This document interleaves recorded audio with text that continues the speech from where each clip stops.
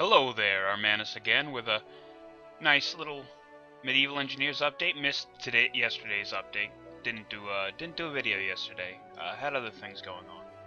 But we're back today. We're back strong. Today I'm showing you the Trebuchet that me, with the help of some of my viewers, ended up working out. It's already set up, ready to go. So let's just fire it.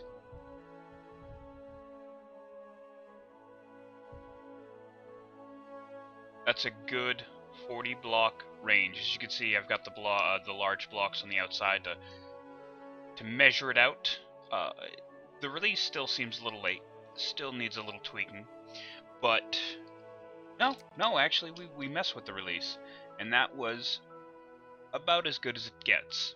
Now, this will be up on the workshop. It will be available. It is attached to the ground, unfortunately. But let's just go over some of the mechanics, how it's built, little things like that. First off, I started with a smaller design, just something to kind of get a feel. It was a little too small. Things got in the way. It works, but this design does not go very far at all. Let's see if I still have a marker up. About this post.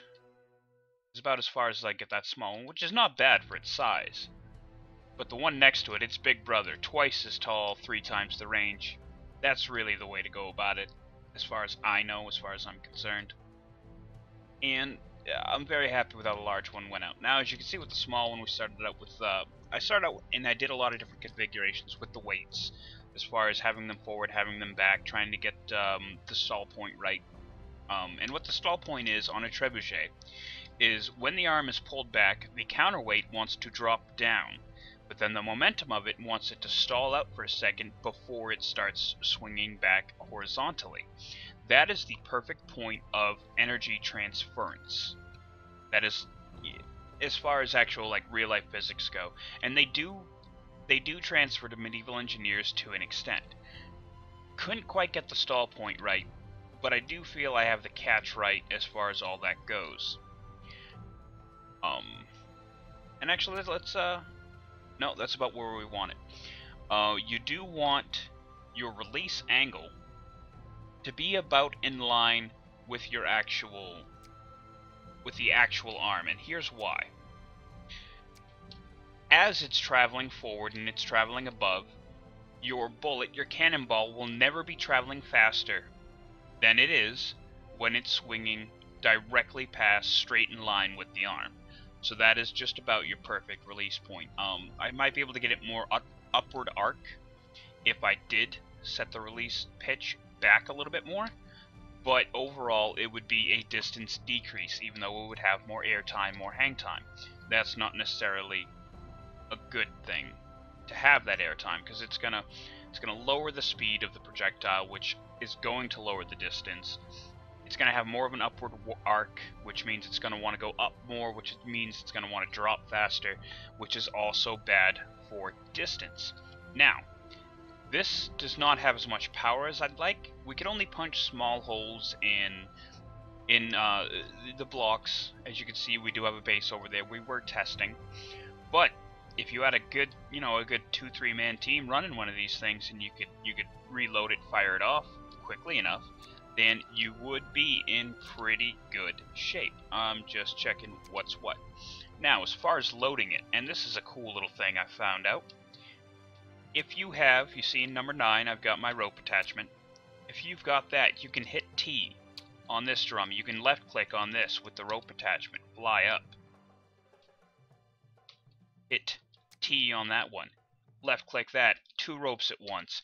Makes it a lot easier to load up. And let's load it up again real quick for you. And of course, as always, I like doing this kind of thing in third person. Does take a minute to roll back. And the reason for that is you got to be careful not to run into the stop here. But it does need the stop, or I need the stop, because this seemed to be the best angle for release. Now, on to some more mechanics while we're loading it up. You notice the arm is quite long off the top. This is 60, 1, 2, 3, 4, and you can see the red outlines, 4, 5, 6, 6 full length timbers. right there for that. Put our cannonball at the end of our run-up. One thing to note about your run-up and your length is general in real life trebuchets. The rule of thumb was have your sling rope 2/3 the length of your mast down to your pivot point. So we started off with 2 blocks. It's actually 2.5 full timbers long now. Any longer and it seemed to give diminishing returns. Any less it didn't go as far. So this seemed to be the sweet point. So a little bit more than 2/3. You can play around with it yourself. This will be on the workshop.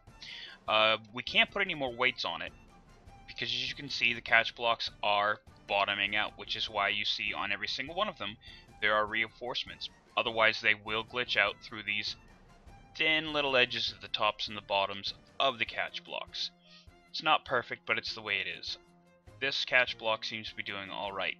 There's just under 2,000 weight blocks on this. I don't remember the exact count, but you see this giant bottom square. This was calculated about 1,470.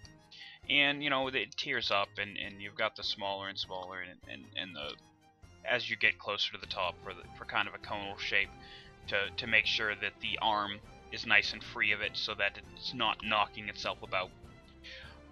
So, you know, with those going up, and it's 8 wide, it's probably around 1,900 weight blocks, which isn't bad.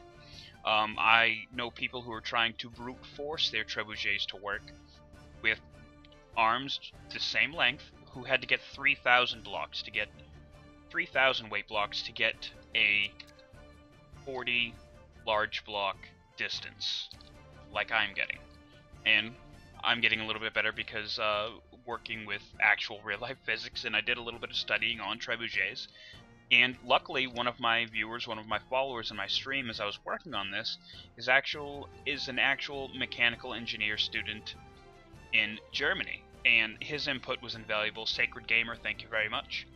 And also another shout out to another one of my viewers, Vinny Maxta, for also taking some time, doing a little bit of research as we were doing this. Now, let's set back up. And how I'm doing this is I'm switching to F8 mode, and then switching to F9 mode, and slowly pulling my mouse down until the character is looking at the firing release block. And that's really just all you need to do. Then you can switch back to F8 mode, you can fly around, won't affect the character, he's still staring at the block, so as soon as I hit T, it will fire. So one last time, let's fire this off.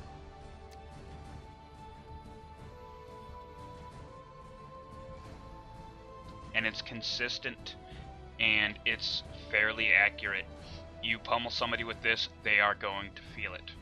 But anyway, that is my trebuchet, and that is the video for today. I hope you enjoyed it. This will be on the workshop, the link will be below. And I very much hope you test it out, play around with it, maybe learn something about trebuchets. And if you find an improvement, if you find that something is wrong, go ahead, leave a comment on the workshop. Leave a comment in the link below, in the comments below.